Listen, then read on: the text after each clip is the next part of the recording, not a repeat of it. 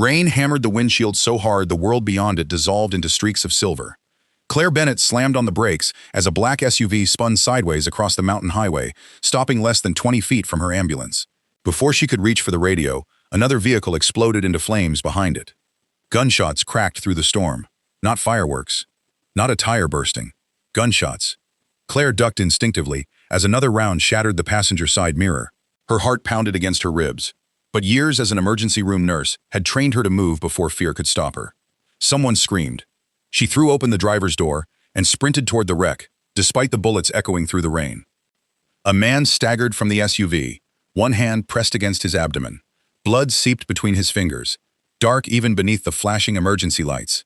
He took 2 steps before collapsing onto the soaked pavement. Claire dropped beside him. "Can you hear me?" His eyes opened. Gray. Steady. Far calmer than any man bleeding this much had a right to be. "Leave," he said quietly. "What?" "They're still here." Another shot struck the metal guardrail inches away. Claire looked toward the burning vehicle. 2 armed men emerged through the smoke before black sedans roared onto the highway from opposite directions. Everything happened in seconds. Doors flew open. Men in dark suits rushed forward with military precision, weapons raised. The attackers disappeared into the forest. Silence followed almost instantly. One of the newcomers knelt beside the wounded man. Mr. Moretti. The way he spoke the name wasn't casual. It carried fear, respect, loyalty. Claire noticed every armed man lowered his head slightly before looking at the injured stranger. Nobody asked who was in charge. They already knew. She turned back to her patient. His pulse was fading. "He's losing blood fast," she said. "He needs surgery now. We have our own doctors." "They're not here." The man hesitated. Claire didn't. She tore open the trauma kit inside the ambulance and pressed sterile gauze against the wound. "Help me lift him." No one moved. Instead, every pair of eyes shifted toward the injured stranger. Even bleeding onto the highway, he remained the one making every decision. He gave the smallest nod. Only then did 4 men move at once. Claire climbed into the back of the ambulance beside him as they sped toward St. Gabriel Medical Center. The man never cried out. Not once. She cut away his expensive black shirt and examined the wound. Entry below the ribs. No exit wound. Internal bleeding. Bad. Very bad. She started another IV. "Stay with me." "I am." "You'll need emergency surgery." "I know." His breathing remained controlled despite the pain. Most trauma patients begged for reassurance. He asked only one question. "Did anyone else survive?" Claire paused. She remembered the burning SUV. The second explosion. The empty highway. "I don't know." He closed his eyes for exactly 2 seconds. Not in grief. In acceptance. When he opened them again, they were colder. Someone wanted everyone in that convoy dead. Before Claire could respond, the ambulance doors burst open as they reached the hospital. Doctors rushed forward. Within moments, the stranger disappeared into surgery. Claire removed her blood-stained gloves and leaned against the hallway wall. She finally noticed dozens of men in tailored black suits filling the emergency department. Not speaking, not pacing, simply waiting.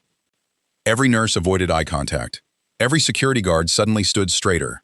Even the hospital director personally walked downstairs. Claire had worked here for 6 years. She had never seen anything like it. An older surgeon approached her. "You stabilized him?" "I did what anyone would have done." The surgeon lowered his voice. "No." He looked toward the operating room. "You did something very few people ever get the chance to do." Claire frowned. "I don't understand." "You will." Before he could explain, 2 detectives entered the hospital. One flashed a badge. "We need to speak with the nurse who treated the victim." Claire stepped forward. "I'm Claire Bennett." The detective studied her for several uncomfortable seconds. "What did he tell you?" "Nothing important." "Did he mention names?" "No." "Did he recognize the shooters?" "He was busy trying not to die." The detective didn't smile. His partner scribbled notes without looking up. Finally, the older detective leaned closer. "If anyone contacts you about tonight..." He stopped, almost as if reconsidering his own advice. "Call us immediately." They left. Claire watched them disappear down the corridor. Something felt wrong. Not suspicious. Controlled. Like everyone already knew more than they were willing to admit. She returned to the nurse's station to finish paperwork. Her hands had barely stopped shaking when the television mounted in the waiting room interrupted regular programming. Breaking news. Authorities confirmed an armed attack on a convoy traveling through Blackstone Pass. One victim was transported to St. Gabriel Medical Center. Police have not officially identified the individual. Security experts believe the attack may be connected to organized crime. The screen changed. A photograph appeared. The man from the ambulance. Perfectly healthy. Standing beside governors, CEOs, and charity board members. Beneath the picture, Adrian Moretti, CEO of Moretti Global Holdings. Philanthropist, investor. One of the youngest billionaires in America. Nothing about organized crime. Nothing about violence. Nothing that explained the army of silent men outside his operating room. Claire stared at the screen. The older nurse beside her quietly whispered, "Turn it off." Why? Because some names bring trouble. The television went black. An hour later, surgery ended. The chief surgeon emerged, looking exhausted. "He'll live." The hallway released a silent breath. Not applause. Not celebration. Relief. A man in his 60s stepped forward from the crowd. Silver hair. Perfect posture. His expensive suit somehow made him look more like a professor than a bodyguard. He thanked every surgeon individually before approaching Claire. "Miss Bennett?" She nodded cautiously. "I'm Victor Romano." His handshake was warm. His eyes were not. "Our family owes you a debt. I was only doing my job. So I've been told." He reached into his jacket. Claire instinctively stiffened. Instead of a weapon, he produced a simple business card. No logo, no title, only a phone number embossed in black. "If you ever need help." "I won't." His expression almost became a smile. "I hope you're right." Before leaving, Victor glanced toward the elevators. Tonight never happened. Claire laughed softly. "I don't think that's possible. For most people." He paused. "It would be." Then he walked away. The hospital slowly returned to normal. By sunrise, Claire finished her shift and drove home through streets washed clean by the storm. She lived alone in a small apartment above a neighborhood bakery. Simple. Quiet. Predictable. Exactly the life she preferred after losing both parents years earlier. She unlocked her door, stepped inside, and immediately froze. Nothing appeared stolen. Nothing looked broken. Yet someone had been there. Her bookshelf stood 6 inches farther from the wall. She knew because she'd measured the room herself when buying furniture. Every instinct screamed at her not to move. Then she heard it. A faint electronic beep. Coming from behind the bookshelf, Claire slowly pulled it away from the wall. A tiny black device no larger than a coin blinked with a single red light. She had never seen it before. Outside, across the street, a black sedan quietly started its engine. The black sedan rolled away before Claire could make out the license plate. She locked the apartment door behind her, then forced herself to breathe. Panic would only make mistakes. Training came first. She crouched beside the blinking device without touching it. It wasn't connected to any wires, no ticking, no heat, not a bomb, a tracker, or a listening device.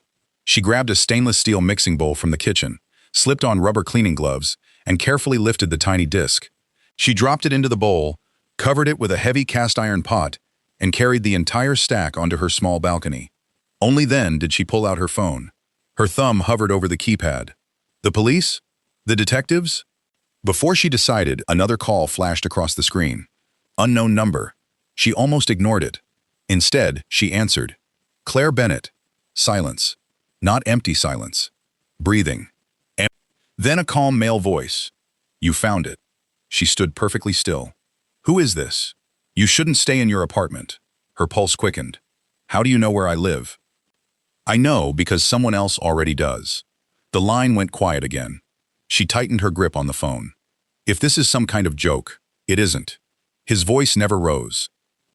Leave within 3 minutes. The call disconnected. Claire immediately dialed the number back. Unavailable. She looked through the apartment window. Everything appeared normal. Across the street, an elderly woman watered flowers. A delivery truck turned the corner. Nothing unusual, yet every instinct she'd developed in emergency medicine told her danger often looked ordinary, until it wasn't. She stuffed a change of clothes, her wallet, and her laptop into a backpack. 2 minutes later, she stepped into the hallway. As she reached the stairwell, the elevator doors opened. 3 men stepped out. Maintenance uniforms. Toolboxes. One of them looked directly at apartment 4B. Claire quietly slipped downstairs before they noticed her. From the parking lot, she watched them enter the building. Less than 5 minutes later, every light inside her apartment suddenly went dark. Then came the muffled crash of furniture. Not maintenance workers. Someone was searching. Her phone vibrated again. Another unknown number. You left. The same voice. Good. Who are you? You already met me. She searched her memory. The calm tone. Measured words. No wasted emotion. The ambulance. Adrian Moretti. It was him. You're supposed to be in intensive care. I was. Claire frowned. No one leaves surgery after 4 hours. I had reasons. You should be resting. So should you. She almost laughed despite herself. Someone broke into my apartment because I treated you. I know. You know? I warned you. Her voice sharpened. No, you warned me after someone planted a device in my home. A pause. Long enough to sound almost like regret. That's my mistake. Before she could respond, another voice interrupted him from somewhere on his end. Boss? The call ended. Claire stared at the blank screen. Boss. Not Mr. Moretti. Not Adrian. Boss. Rain began falling again. She had nowhere to go. No family nearby. No close friends she wanted to endanger. After a long moment, she checked into a modest airport hotel using cash. She slept with a chair wedged beneath the doorknob. It wasn't enough. At 3:15 in the morning, she woke to footsteps outside. Slow, measured, stopping directly outside her room. She held her breath. The handle moved once, twice, then stopped. A folded envelope slid beneath the door. Silence returned. Claire waited another 5 minutes before opening it. Inside was a single photograph. Her apartment, taken from the building across the street. The picture had clearly been captured days earlier. On the back, someone had written 4 words. We found her first. No signature, no explanation, only those words. Across the city, Adrian Moretti stood beside the floor-to-ceiling windows of his penthouse overlooking Chicago. His abdomen burned beneath fresh surgical bandages. Ignoring the pain had become second nature years ago. Victor Romano entered carrying a tablet. They searched her apartment. I know. They were 23 minutes ahead of us. Adrian remained silent. Victor studied him carefully. You blame yourself. They were never supposed to know she existed. They're becoming desperate. They're becoming careless. Victor placed another photograph on the table. A grainy surveillance image. Claire walking into the hospital 2 weeks earlier. Not yesterday. 2 weeks. Someone had been watching the emergency department long before the attack. They expected me to survive, Adrian said quietly. Victor nodded. They planned the second move before the first one failed. Adrian looked toward the skyline. Find out who leaked my route. There are 11 people with access. There are 10 now. Victor understood immediately. No anger, no threats. Just certainty.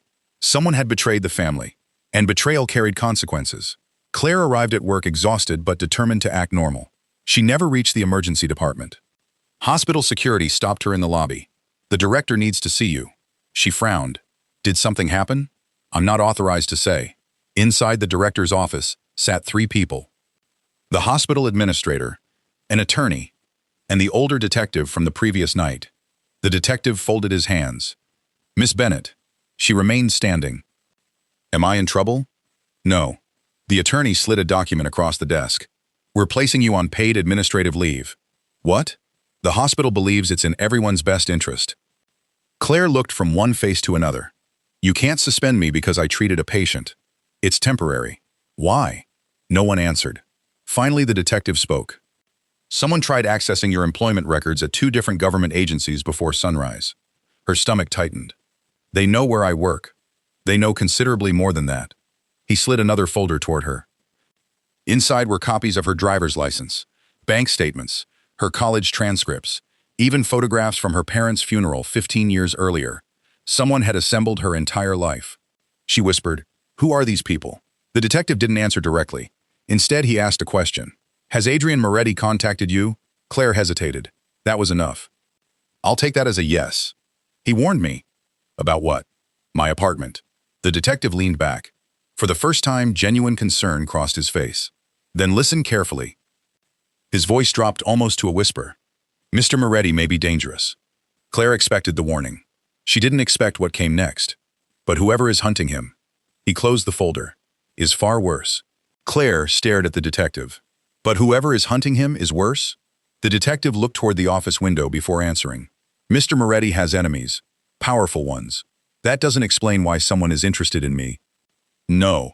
His expression hardened. It explains why you're still alive. The words unsettled her more than any threat could have. Claire folded her arms.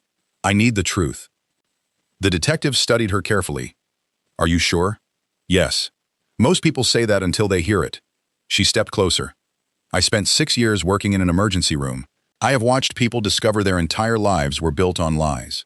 I have watched families fall apart in waiting rooms. I have seen people survive things they were told they wouldn't. Her voice lowered. So don't protect me from reality. For a moment, nobody spoke. Then the detective opened the folder again. Adrian Moretti isn't just a businessman. Claire already suspected that. But hearing it was different. He controls one of the largest private investment networks in the country. Real estate, shipping, technology, international trade. That's not illegal. No. The detective paused. But his family history is complicated. How complicated? Complicated enough that 3 people connected to his father's company died investigating financial records 20 years ago. Claire felt a chill. And you think Adrian did it? No. The answer came immediately. Too immediately. She noticed. You believe him. The detective looked away. I believe people are rarely as simple as they appear. Before Claire could ask another question, the office door opened. A hospital security officer stepped inside. Detective, we have a situation. Everyone turned. What happened? The cameras outside the emergency entrance were disabled for 6 minutes. Claire's stomach dropped. When? The officer looked at her. 10 minutes ago. Silence filled the room. The detective immediately stood. Where is Miss Bennett's bag? Claire frowned. Why? Where is your bag? She pointed toward the chair. The detective grabbed it and emptied the contents onto the desk. Wallet, keys, notebook, phone charger. Then he stopped. A small envelope fell from the inside pocket. Claire stared at it. I didn't put that there. Nobody moved. The detective carefully opened it. Inside was a handwritten message. A single sentence. Stop asking questions that will get you killed. The hospital administrator stepped back. This is becoming a police matter. The detective ignored him. He looked at Claire. How many people know you helped Adrian Moretti?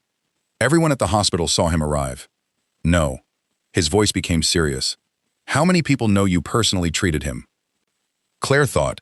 The ambulance crew, the emergency department staff, the surgeons, Victor Romano, Adrian's men.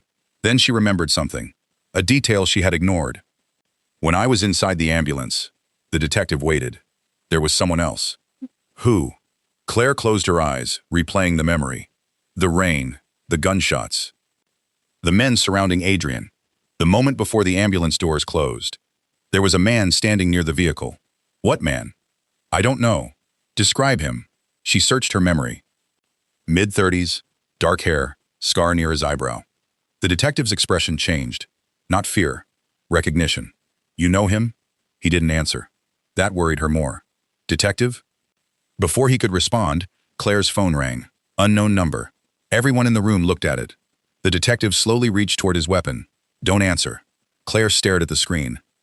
The call continued. Once. Twice. 3 times. Then it stopped. A message appeared.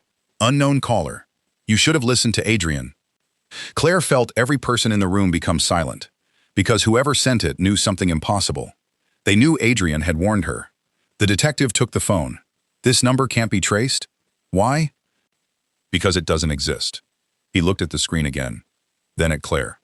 You're leaving. What? Now. I don't have anywhere to go.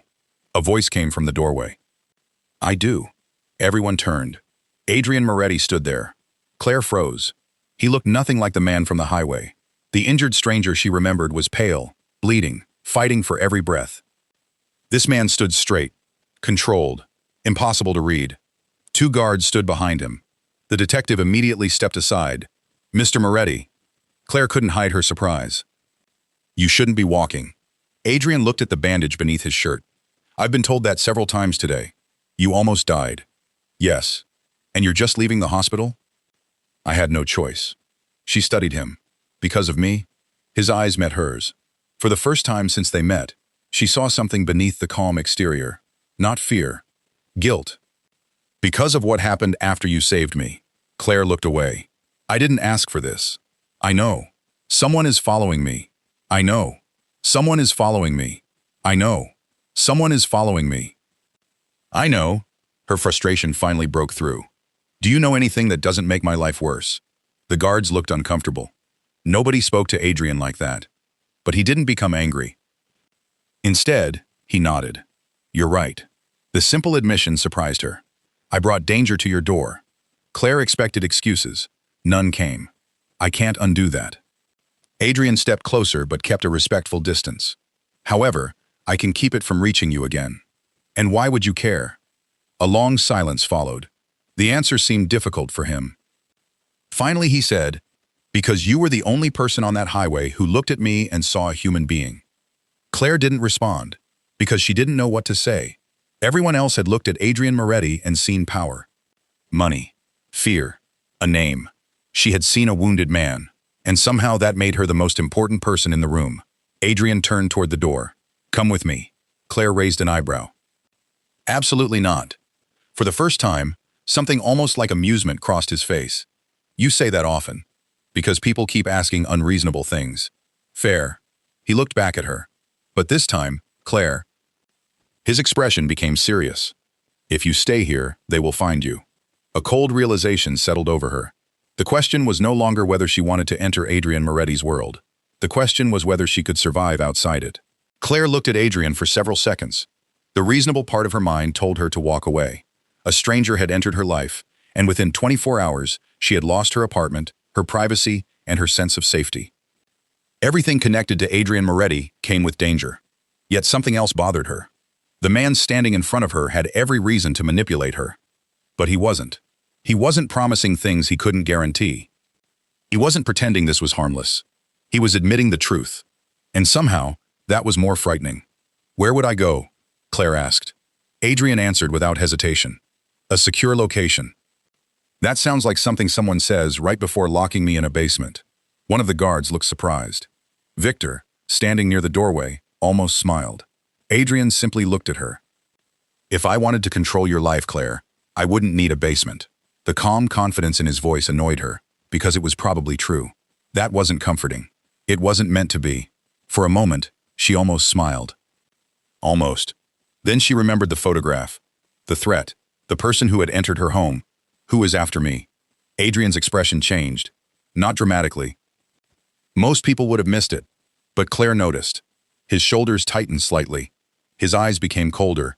Someone who believes you have something they need. I don't have anything. You're sure? Yes. Adrian looked at her carefully. What did you see in the ambulance? The question caught her off guard. The ambulance? Think carefully. Claire frowned. I saw you were shot. Anything else? She replayed the scene.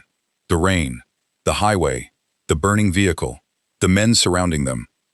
Then something clicked. The attacker. Adrian went still. The attacker? The one who escaped into the woods. What about him? He wasn't trying to shoot everyone. Adrian's eyes narrowed. Explain.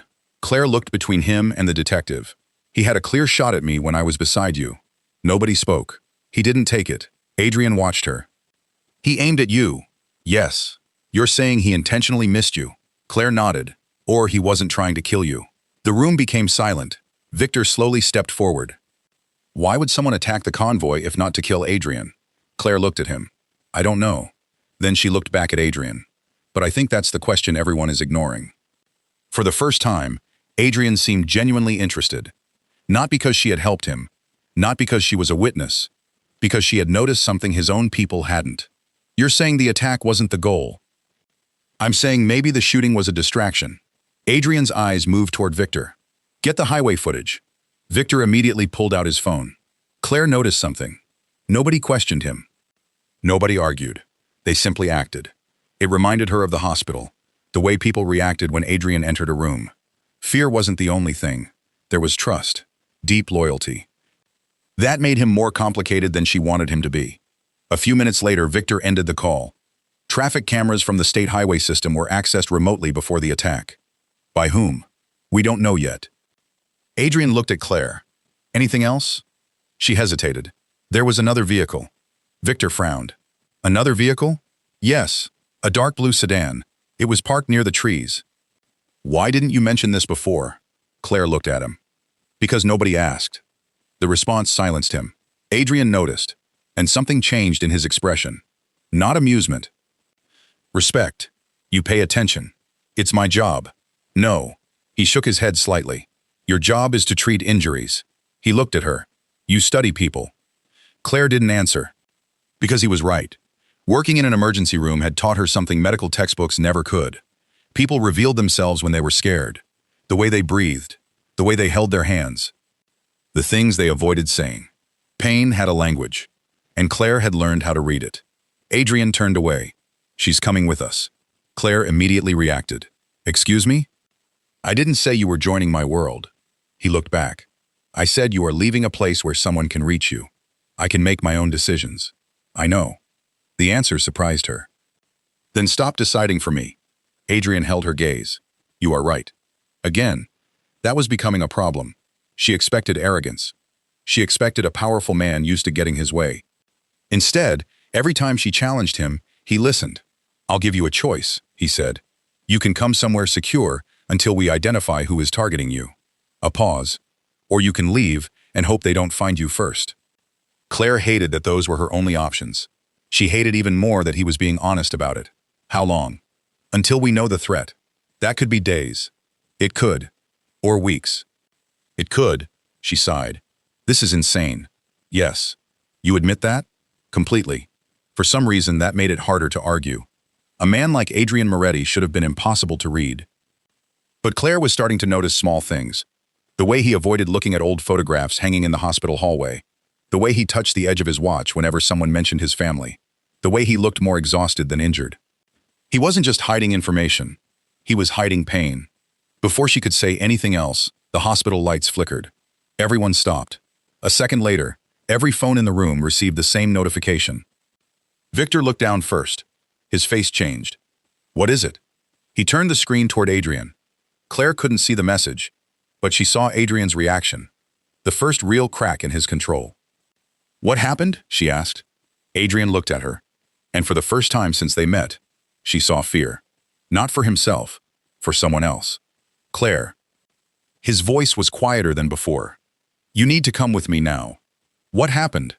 Adrian looked at Victor, then back at her. My family estate was attacked. Claire's heart sank. Your family? Adrian's jaw tightened. My younger sister was inside. The room went silent, and suddenly Claire understood something. The man everyone feared was afraid too. Adrian moved before anyone else had time to react. Not quickly, not desperately, but with the kind of controlled urgency Claire had only seen from surgeons during impossible situations. Victor, already handling it.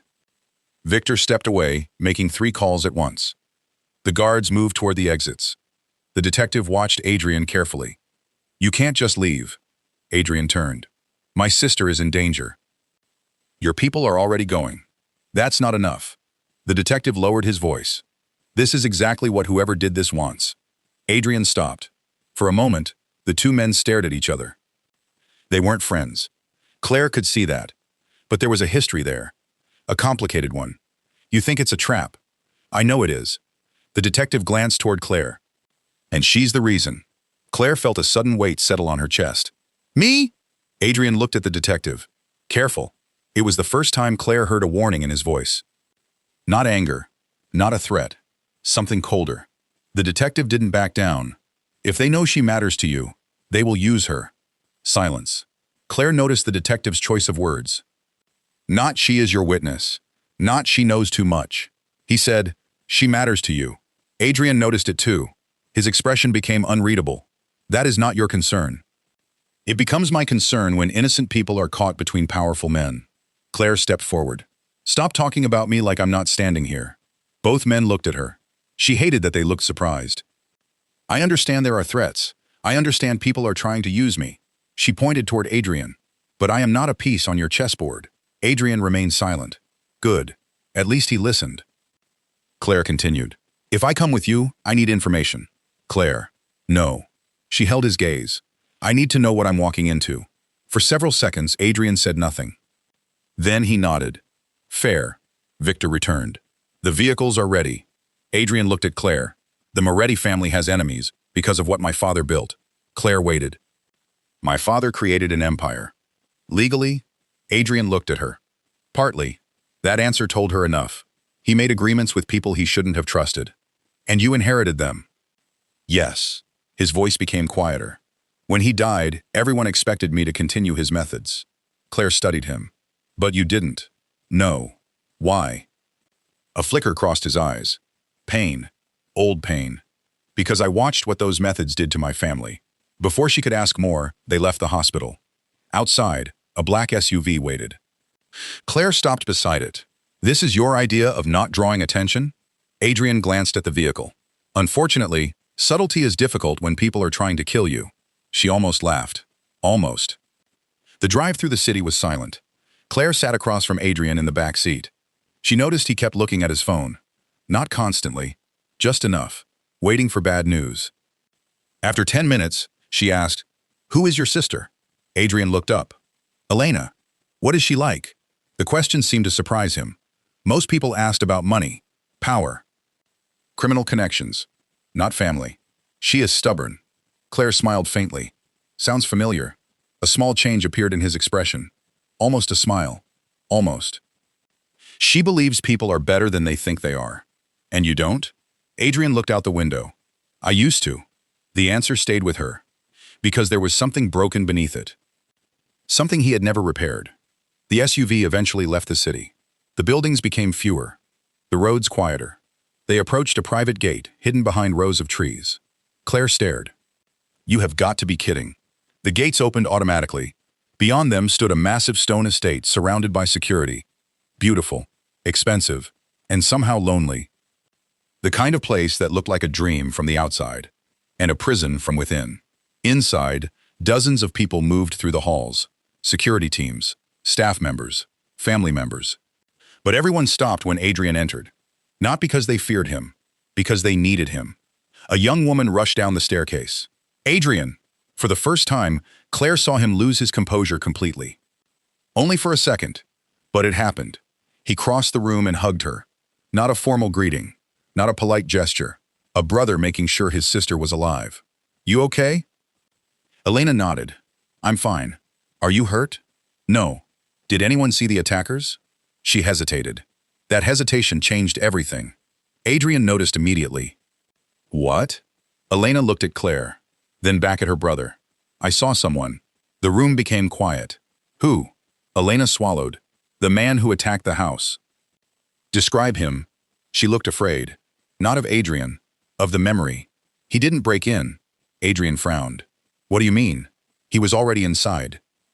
Nobody spoke. Claire felt a chill. How? Elena looked at her brother. Because he knew the security codes. Victor's expression darkened. Impossible. Only a few people had those codes.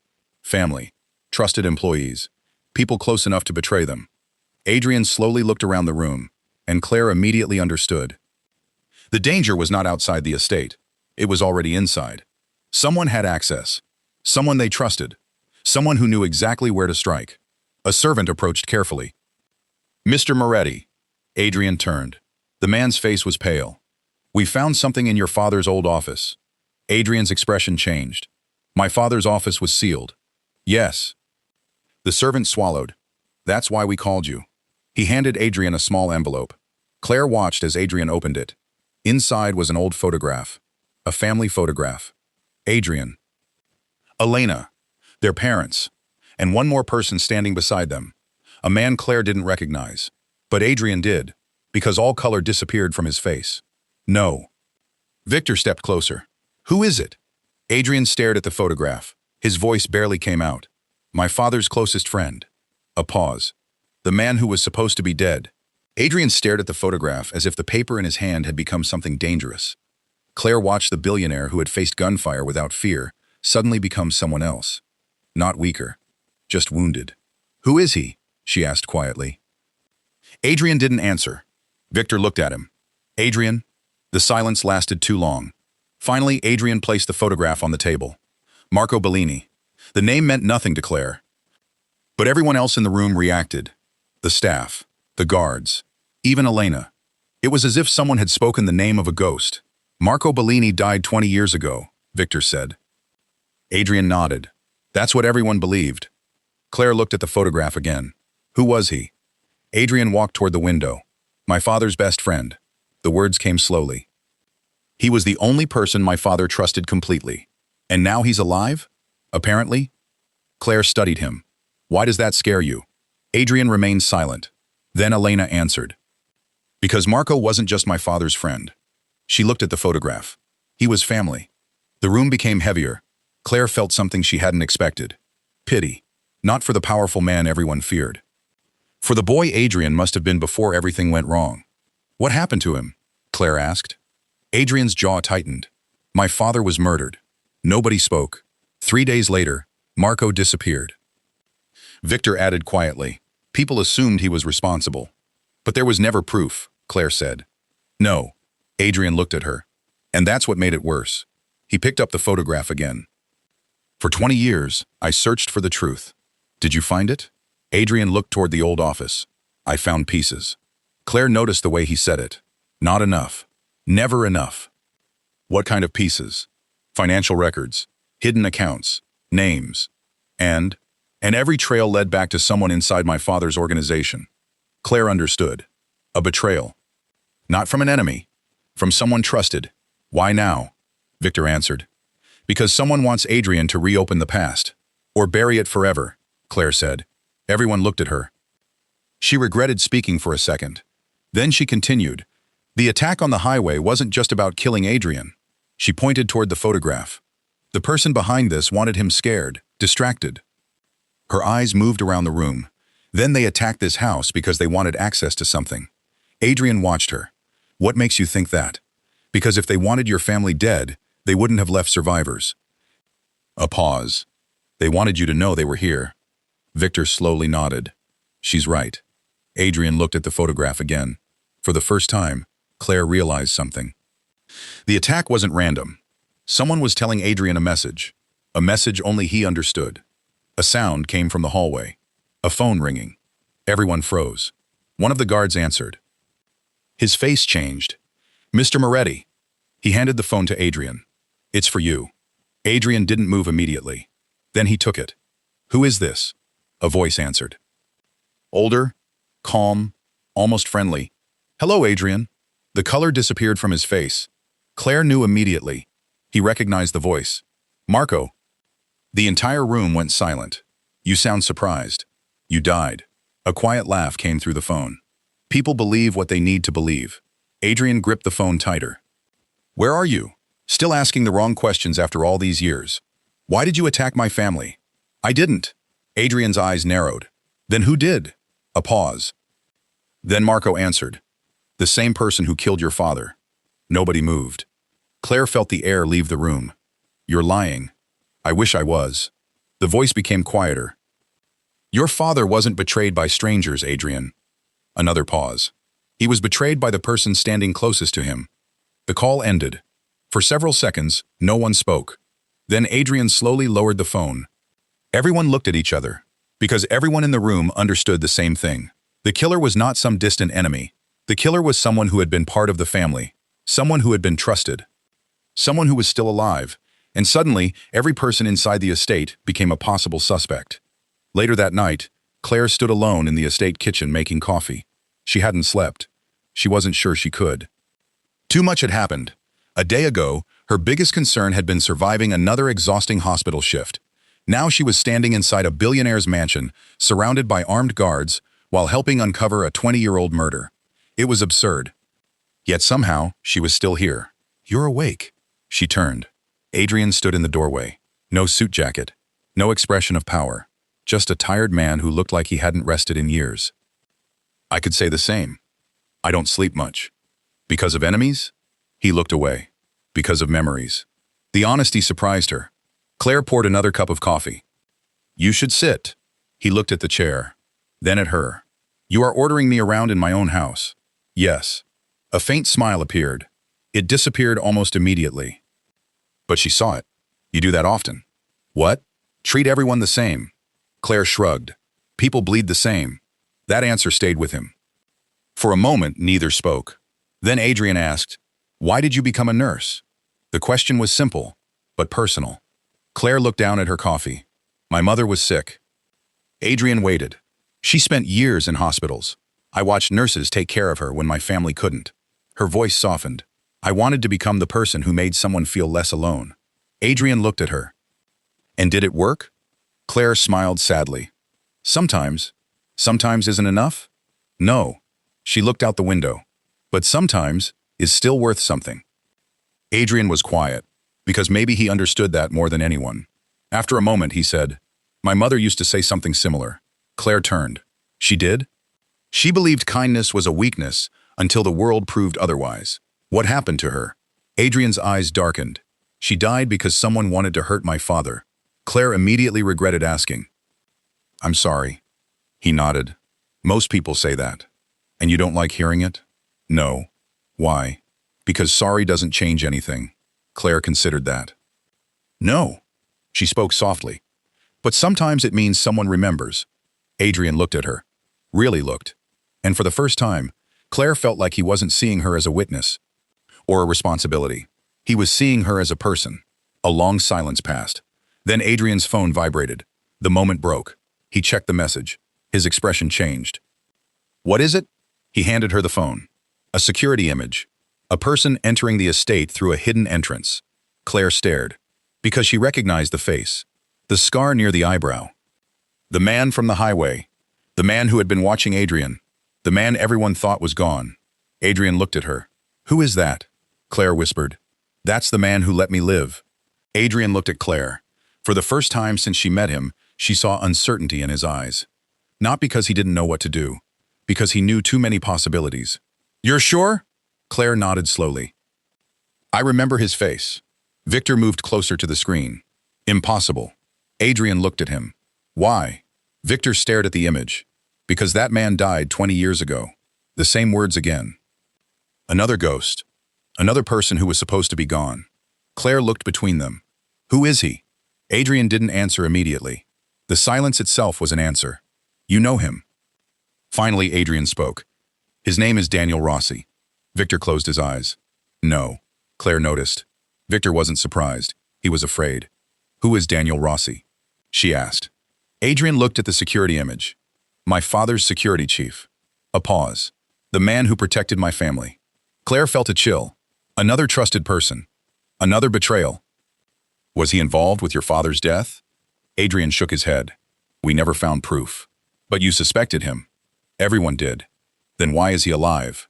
Adrian didn't respond. "Because he didn't know." And Claire realized something important. For the first time in 20 years, Adrian Moretti had no answers. That bothered him more than any enemy. Victor received another message. He read it quickly. Then his face changed. "What?" The hidden entrance was accessed from inside the estate. Everyone went silent. Adrian's expression hardened. "Show me the records." They moved to the security room. Claire followed. Nobody told her to stay behind. Nobody questioned why she was there. That surprised her. A few days ago, she had been a stranger. Now she was standing beside the most powerful man in the room. Not because of his protection, because he trusted her. The security footage played. A figure entered through a private corridor. No mask. No attempt to hide. Daniel Rossi. He walked calmly through the estate, like he belonged there, like he had never left. Then the footage stopped. Why did it cut? Victor checked the system. Someone disabled it manually. From where? Victor looked at the map. His face became pale. The main office. Adrian immediately turned. His father's old office. The room that had been sealed. The room where they found the photograph. They rushed there. The door was open. Nobody had touched it since Adrian entered earlier. At least that's what they thought. Inside, everything appeared normal. The old desk, the bookshelves, the family portraits. Claire stood near the entrance. Something bothered her. What? Adrian looked back. She pointed toward the desk. The chair. Victor frowned. What about it? It's too clean. Everyone looked confused. Claire stepped closer. Look around. She pointed. This room hasn't been used for years. Dust covered everything, except the chair and the edge of the desk. Someone had been sitting here recently. Adrian walked toward it. On the desk was a small envelope, different from the previous one. This time, it had Adrian's name written on it. He opened it. Inside was a document. 1 page. A bank transfer record. Claire watched his face change. What is it? Adrian handed it to Victor. Victor read it, then looked sick. What? Victor passed the paper to Claire. She wasn't sure why. Maybe Adrian wanted her to see. Maybe he needed someone outside his world to understand. The document showed a payment, a large amount. Transferred 20 years ago. 3 days before Adrian's father was murdered. The sender was hidden, but the receiver was clear. Victor Romano. Claire looked up. The room went silent. Victor stepped back. No. Adrian stared at him. For the first time, there was something between them that wasn't loyalty. Pain. Adrian. Victor shook his head. I can explain. Nobody moved. Those words made everything worse. Claire watched Adrian carefully. This was the moment everything could break. The person who had stood beside him for 20 years. The person he trusted. The person who knew every secret. Adrian spoke quietly. Explain. Victor looked at the document. Then at Adrian. I never betrayed your father. Then why was money transferred to you? Victor swallowed. Because I was investigating him. Adrian's eyes narrowed. Investigating my father? Yes. The room became colder. Victor continued. Your father knew someone inside his organization was stealing from him. Who? I didn't know. You accepted money from him? No. Victor looked at Claire. Then back at Adrian. I accepted money to protect you. Adrian froze. What does that mean? Victor's voice became heavier. The night your father died, he knew he wasn't going to survive. Nobody spoke. He called me. Adrian stared. You never told me this. I was ordered not to. By who? Victor looked toward the old photograph. Your father. The answer hit harder than expected. Why? Victor took a breath. Because he knew his killer was someone close. Adrian stepped forward. Who? Victor looked at him. And the next words changed everything. Your father didn't ask me to protect him. A pause. He asked me to protect you. Claire felt Adrian's entire world shift. For 20 years, he believed everyone failed him. His father. His family. His closest allies. But the truth was something else. His father had known he was going to die. And his final act was not revenge. It was protection. Adrian looked away, trying to hide emotion. But Claire saw it. The same way she saw injuries before they became visible. He was breaking. Not because he was weak. Because he had carried something too heavy for too long. A sound came from behind them. A slow clap. Everyone turned. Daniel Rossi stood in the doorway. Alive. Calm. Smiling. Still protecting him, Victor? Adrian stared. You? Daniel looked older than the photograph, but the same cold confidence remained. I wondered how long it would take you to find the truth. Guards immediately raised their weapons. Daniel didn't move. Go ahead. He smiled slightly. Kill me. Nobody fired, because everyone knew. He wanted them to. Adrian stepped forward. Why? Daniel looked at him. Because your father chose you over everything. His smile disappeared, and I hated him for that. The room went silent. Daniel continued. He built an empire. His eyes hardened. He had money, power, respect. A pause. But he gave it all to you. Adrian stared. You killed him because you were jealous. Daniel laughed quietly. No. He looked at Claire. I killed him because he made the same mistake everyone powerful eventually makes. What mistake? Daniel answered. He believed love was stronger than loyalty. Then the lights went out. The darkness lasted only 3 seconds. But in those 3 seconds, everything changed. A gunshot echoed through the room. Someone shouted. Glass shattered. Claire dropped instinctively behind the heavy wooden desk. Years in emergency medicine had taught her one thing above everything else. Panic killed faster than bullets. She stayed low, counted the sounds. 1 shot. 2. No more. When the emergency lights activated, she looked up. Daniel Rossi was gone. The window behind him was broken. He escaped. Victor immediately moved toward Adrian. Are you hurt? Adrian didn't answer. His eyes were fixed on the broken window. Not angry. Not surprised. Just exhausted. He's been planning this for 20 years. Claire slowly stood. Then why reveal himself? Everyone looked at her. She continued. He could have stayed hidden. Adrian turned. Exactly. She walked toward the desk. Someone like him doesn't expose himself unless he wants something. Victor nodded. He wanted Adrian to know the truth. No. Claire looked at the photograph. He wanted Adrian to believe a different version of the truth. The room became quiet. Adrian studied her. Explain. Claire pointed at the document. Think about it. She looked around. Daniel appears after 20 years. Marco appears after 20 years. Your father's murder suddenly becomes connected to everyone. She paused. But the person behind this isn't just trying to hide the past. Her eyes met Adrian's. They're controlling what you discover. Adrian said nothing, because he knew she was right. Someone had been leaving clues, not to help him, to guide him. Daniel wanted us to find this document, Victor said. Yes? Why? Claire looked at the payment record. Because it makes Victor look guilty. Silence. Victor stared at her. Someone wanted Adrian to lose trust in me, and it almost worked. Adrian looked down. That hurt because it was true. For one moment, he had believed Victor betrayed him. 20 years of loyalty almost disappeared because of one piece of paper. Someone had known exactly where to strike. Not physically, emotionally. Adrian left the room without saying anything. Claire watched him go. She wanted to follow, but she stopped. For all his power, Adrian Moretti was still a man dealing with a wound that had never healed. Some pain couldn't be fixed by forcing someone to talk. Sometimes people needed space. An hour later, Claire found him outside. The estate had a private garden behind the main house. Quiet. Almost impossible to believe there was a war happening around them. Adrian stood beside a stone fountain. You followed me. Claire stopped a few feet away. You noticed. I notice everything. I know. A small silence passed. Then Claire sat on the bench nearby. Not beside him. Just close enough. Adrian looked at her. Most people try to comfort me. And? They tell me everything will be okay. Claire nodded. They don't know that. No. She looked at him. Neither do I. That answer surprised him. But I know pretending something doesn't hurt doesn't make it hurt less. Adrian looked away. The city had taught him many things. How to negotiate, how to survive, how to recognize betrayal. But nobody had taught him how to grieve. My father was not a good man. Claire listened. He did things I can't forgive. His voice lowered. But he loved us. A pause. That's the hardest part. Claire understood. People wanted the world to be simple. Good people, bad people, heroes, villains. But real life was never that clean. You can hate what someone did, she said, and still miss who they were. Adrian looked at her. How do you know that? Claire was quiet. Then she answered. Because I spent years being angry at my mother for leaving me. Adrian waited. She didn't choose to die. Claire looked down.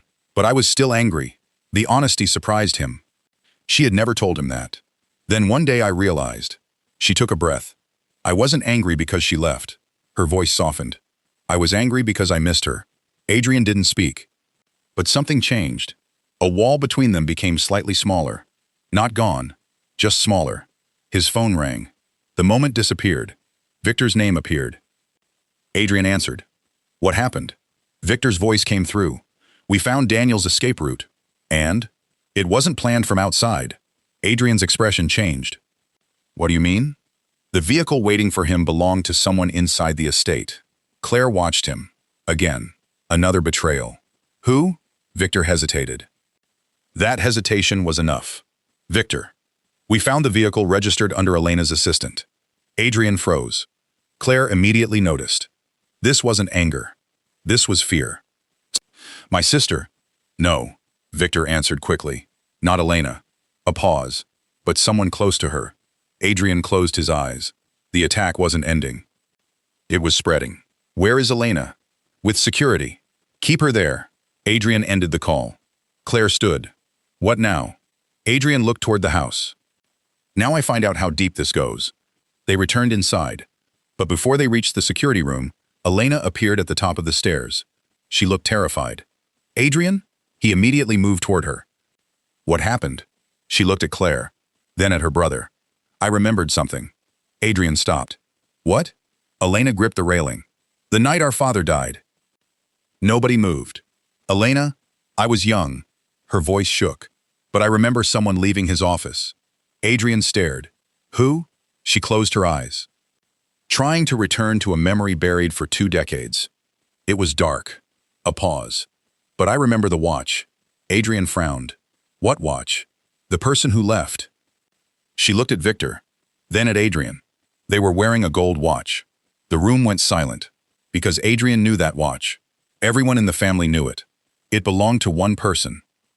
The person who had been standing beside them for 20 years. Victor slowly looked down at his wrist, and for the first time, Nobody knew whether he was the protector or the betrayer. Nobody knew whether he was the protector or the betrayer. Victor slowly raised his hands. Adrian. Nobody moved. The guards watched him carefully. For 20 years, Victor Romano had been the man standing beside Adrian.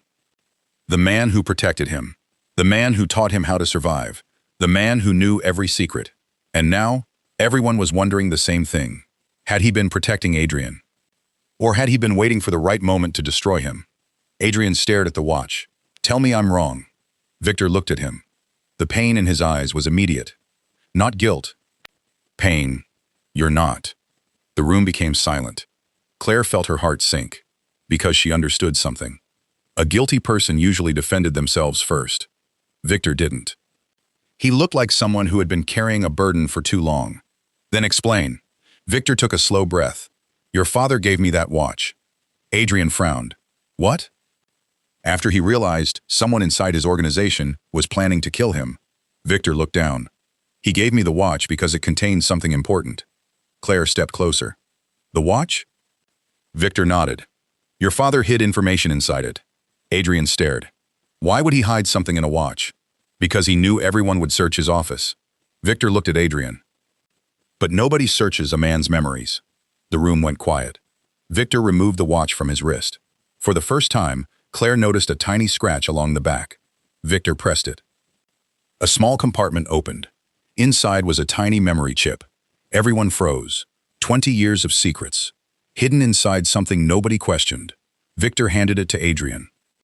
Your father wanted you to have this when you were ready. Adrian didn't take it immediately. Why didn't you tell me? Victor looked away. Because your father made me promise. Promise what? That I would only give it to you when you stopped looking for revenge. The words hit harder than anything else. Adrian's expression changed. Because that was the one thing he had never been able to do. Let go. Victor continued. Your father knew what losing him would do to you. A pause. He knew you would spend your life hunting the people responsible. Adrian looked down.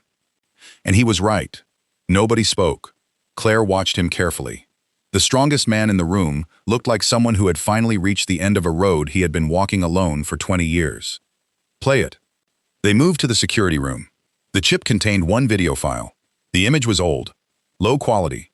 A man appeared on the screen. Adrian's father. Older. Tired. But alive. Everyone became still. Adrian couldn't move. His father looked directly into the camera. If you are watching this, then I failed to protect you. Adrian's breathing changed. The older man's voice continued. I know you will be angry. A sad smile appeared. You have always been stubborn. Claire looked at Adrian. He looked like he was trying not to break. I need you to understand something. The video continued. The person who betrayed me was not Daniel Rossi. Everyone looked at each other. Daniel discovered the truth too late. A pause. And Marco Bellini was never my enemy. Adrian closed his eyes. The ghosts from his past were finally changing shape. The person who betrayed me was someone I trusted more than anyone. The room went silent. The video stopped for a moment. Then his father said, someone who believed power mattered more than family. A name appeared on the screen. A bank record. A signature. Everyone stared.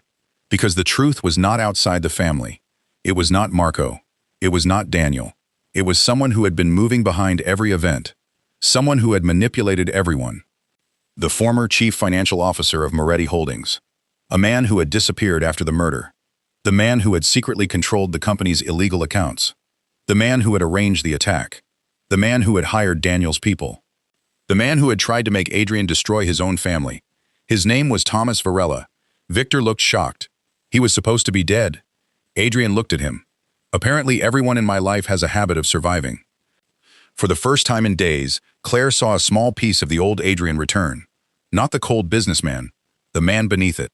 They found Thomas 2 days later. Not through violence, through evidence. Claire was surprised when Adrian refused to send anyone after him. You know where he is. Adrian stood beside the window of his office. Yes. And you're not going after him? I want him to answer for what he did. She studied him. That's not what you would have done before. No. He looked at the city. Before, I wanted him to suffer. A pause. Now I want him to face what he did. Claire understood. That was the difference. Revenge destroyed. Justice healed. Thomas Varela was arrested 3 weeks later. The financial records exposed everything. the murder. The corruption, the stolen money, the years of manipulation. Marco Bellini testified. Daniel Rossi disappeared before authorities could question him, but his information helped uncover the entire operation. The Moretti family name changed. Not overnight, not magically, but slowly. Adrian sold several businesses connected to his father's darker dealings. He rebuilt the company around legal investments. Many people called him weak. Others called him foolish. He ignored them, because for the first time in his life, he wasn't trying to prove he was powerful. He was trying to become someone he respected. Months passed. Claire returned to St. Gabriel Medical Center. Her life slowly became normal again. Almost. Because sometimes, when she walked through the hospital halls, she remembered the night everything changed. The rain, the gunshots, the wounded man who told her to leave. She never expected that saving a stranger would change everything. One evening, after her shift ended, she found Adrian waiting outside the hospital. No security team. No expensive car. Just Adrian. You came alone? Yes. That's new. He smiled slightly. Victor says I'm becoming reckless. Claire laughed softly. I thought powerful people weren't supposed to admit mistakes. They are if they want to improve. She looked at him.